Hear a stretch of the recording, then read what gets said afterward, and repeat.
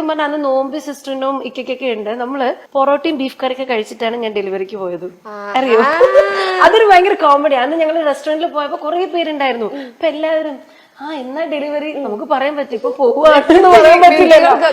ഞാൻ ഇല്ല, അടുത്ത് തന്നെ ഉണ്ട്, ആയല്ലേ ഡേറ്റ് ആയല്ലേ. അപ്പൊ ഞാൻ പറയും പഠിച്ചോൻ ഇതിപ്പോ നേരെ ഹോസ്പിറ്റൽ, അവര് നാളെ വിചാരിക്കും. ഫോൺ നോക്കുമ്പോ ഷംന കസിൻ പ്രസവിച്ചേ, ഈ കുട്ടി ഇന്നലെ ബിരിയാണി അവിടെ പൊറോട്ടയും ബീഫ് കറിയും കഴിച്ചോണ്ടിരിക്കും. നമ്മൾ വീട്ടിൽ നിന്ന് ഇറങ്ങി ഫുഡൊക്കെ കഴിച്ച് അപ്പൊ എന്റെ ഇക്ക പറയായിരുന്നു, ഇത് കല്യാണത്തിന് പോകുന്ന പോലെയുള്ള ഡെലിവറിക്ക് പോണേ. പേടിയൊന്നുമില്ല. എനിക്കറിയില്ലല്ലോ, അങ്ങനെ നമ്മളങ്ങനെ ഇത്രയും പ്രതീക്ഷിക്കുന്നില്ലല്ലോ. അത് കഴിഞ്ഞ് പിന്നെ കുറച്ച് കഴിഞ്ഞപ്പം ഈ മൊബൈലൊക്കെ കൊണ്ട് അവൻ എടുക്കാൻ വരും. അപ്പൊ ഞാൻ അതൊക്കെ അതിലുണ്ടാവും, പോന്നൊക്കെ പറയണ്ട. പക്ഷെ അതൊരു മെമ്മറി. ഇപ്പൊ കാണുമ്പോ നല്ല അടിപൊളിയായിട്ടുള്ള ഭയങ്കര മെമ്മറി. നമ്മുടെ റോക്കി ബൈ പോരാളി വ്ളോഗിങ്ങിൽ പോരാളി. അതെ. ഓക്കെ, നമ്മുടെ ഗർഭകാലം ഇവിടെ അവസാനിച്ചിരിക്കുന്നു. ഇനി കരിയർ സിനിമ. ഞാൻ കരുതി ഫസ്റ്റ് ഇത് എടുക്കുന്ന വിചാരിച്ചേ.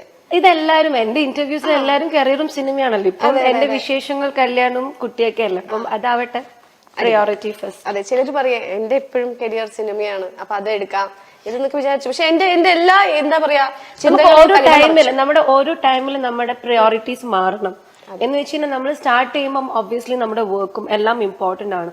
ബട്ട് ഒരു പെൺകുട്ടിക്ക് കല്യാണം വെരി ഇമ്പോർട്ടന്റ് ആണ് ലൈഫിൽ. അത് കല്യാണം കഴിക്കാത്ത ആൾക്കാർക്ക് അങ്ങനെ ഞാൻ ഒരു മോശമായിട്ട് പറയുന്നല്ല. ബട്ട് അത് ആഗ്രഹിക്കുന്നവർക്ക് ആ ഒരു പ്രയോറിറ്റി ഇമ്പോർട്ടന്റ് ആണ്. അത് കഴിഞ്ഞ് അവരുടെ ഒരു ഫാമിലി ലൈഫ് അതൊരു ഇമ്പോർട്ടന്റ് ഘടകമാണ്. അപ്പൊ ഇതൊക്കെ ഞാൻ ആഗ്രഹിച്ചൊരു വ്യക്തിയാണ്. അപ്പം ഒബ്വിയസ്ലി കരിയറും ഉണ്ട് ഇപ്പൊ എനിക്ക്.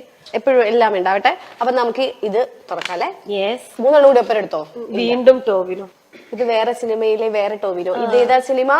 പാട്ടുള്ള സിനിമ എനിക്ക് ഭയങ്കര ഇഷ്ടമാണ്. പറയൂ, സിനിമയുടെ പേര് പറയുന്ന. എല്ലാരും. അപ്പൊ ഒരു തല്ലുമാലയുമ്പോ തള്ളായിട്ടുള്ള റിലേറ്റഡ് ക്വസ്റ്റ്യൻ ആണെന്ന് തോന്നുന്നുണ്ടോ? അത് എന്താണാവോ?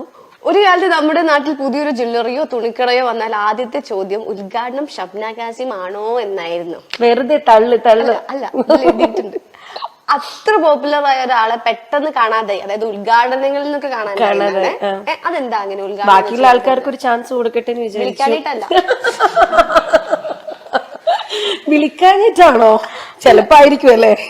എല്ലാവർക്കും നമുക്ക് ചാൻസസ് കൊടുക്കണ്ട. അവരും കുറച്ച് ഇങ്ങനെ ഇതുപോലെ വീടൊക്കെ വെച്ചോട്ടെ മനസ്സിന്റെ വലിപ്പം അതുകൊണ്ടാട്ടോ.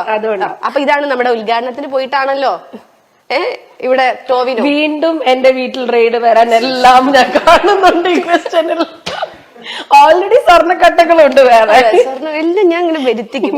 അടുത്ത ഓക്കെ, ഞാൻ തന്നെ.